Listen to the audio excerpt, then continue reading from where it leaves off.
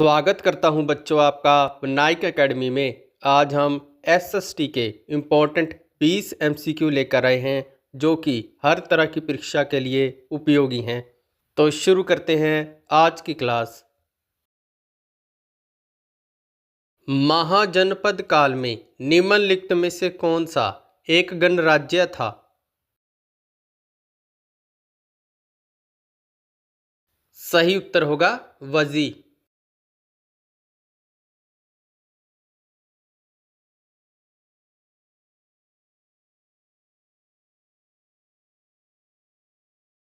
चंद्रगुप्त मौर्य का प्रमुख राजनीतिक सलाहकार कौन था?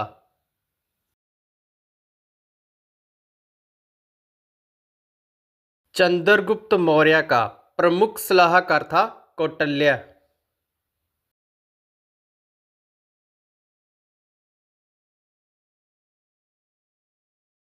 अशोक के शिलालेख किस लिपि में लिखे गए थे?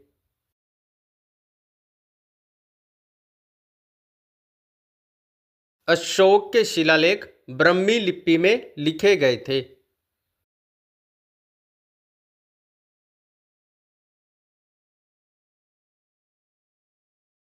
हड़प्पा सभ्यता का कौन सा स्थल सिंधु नदी के किनारे स्थित था?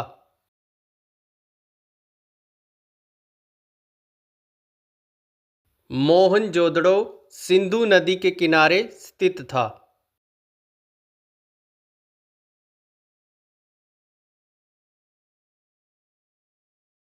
गुप्त वंश के किस शासक को भारतीय नेपोलियन कहा जाता है?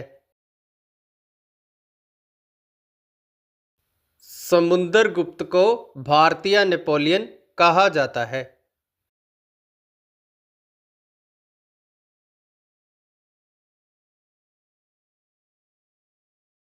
पानीपत की पहली लड़ाई किन दो शक्तियों के बीच लड़ी गई थी?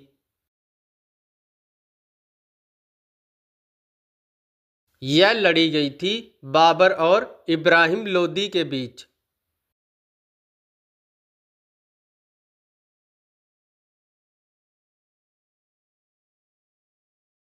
शेर शाह सूरी ने किस मौद्रिक प्रणाली की शुरुआत की थी?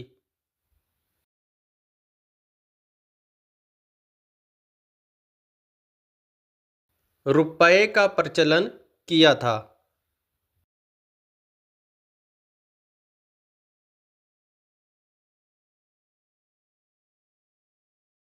मुगल काल में जजिया कर को समाप्त करने वाला पहला शासक कौन था?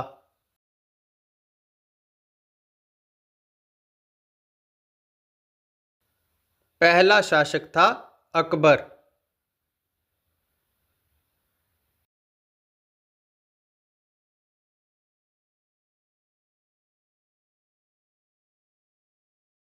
हल्दी घाटी का युद्ध किसके बीच लड़ा गया था?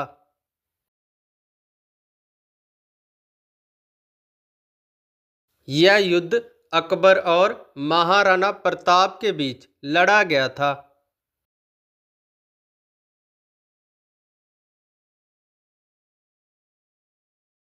निम्नलिखित में से कौन सी यूरोपीय शक्ति भारत में सबसे पहले आई थी?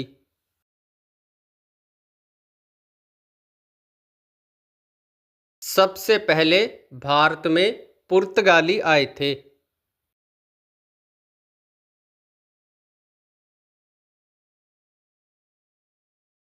स्वराज मेरा जन्मसिद्ध अधिकार है, यह नारा किसने दिया था?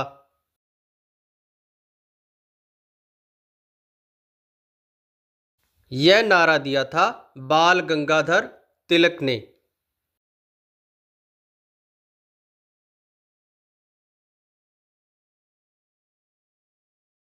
बंगाल विभाजन किस वायसराय के शासनकाल में हुआ था?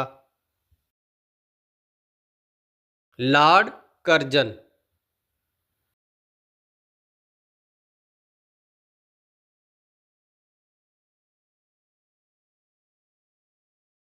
जलियांवाला बाग हत्याकांड किस वर्ष हुआ था?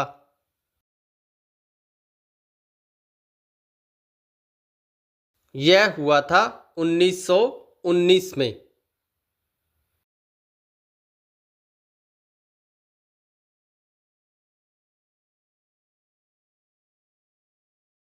भारत छोड़ो आंदोलन का मुख्य उद्देश्य क्या था?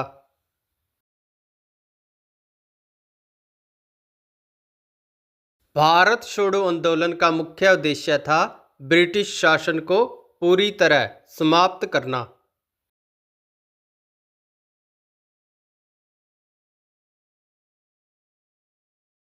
पूर्ण स्वराज की घोषणा भारतीय राष्ट्रीय कांग्रेस ने कब की थी?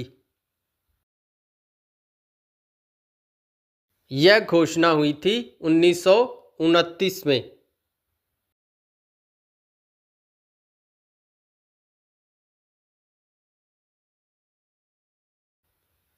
कर्क रेखा भारत के कितने राज्यों से गुजरती है?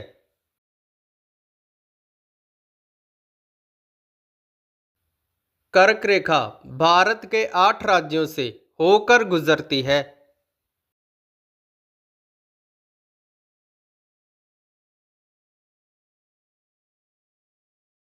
विश्व का सबसे बड़ा महाद्वीप कौन सा है?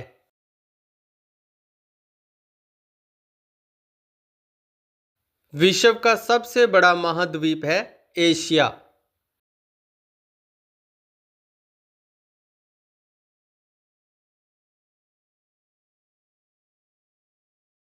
कौन सा सागर पूरी तरह से एक ही देश की सीमा में स्थित है?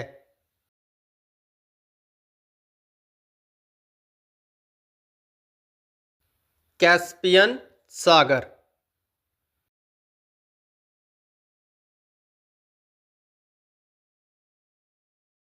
कौन सा ग्रह सूर्य के सबसे निकट स्थित है?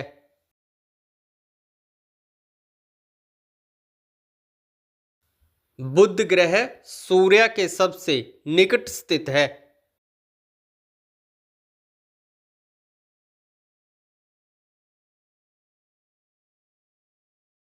पृथ्वी अपनी धुरी पर कितने डिग्री झुकी हुई है?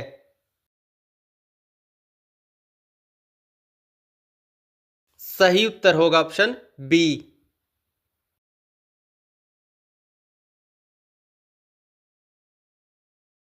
तो इसी के साथ हमारे आज के एमसीक्यू कंप्लीट होते हैं। मिलते हैं कल और रोचक एमसीक्यू के साथ। बहुत बहुत धन्यवाद।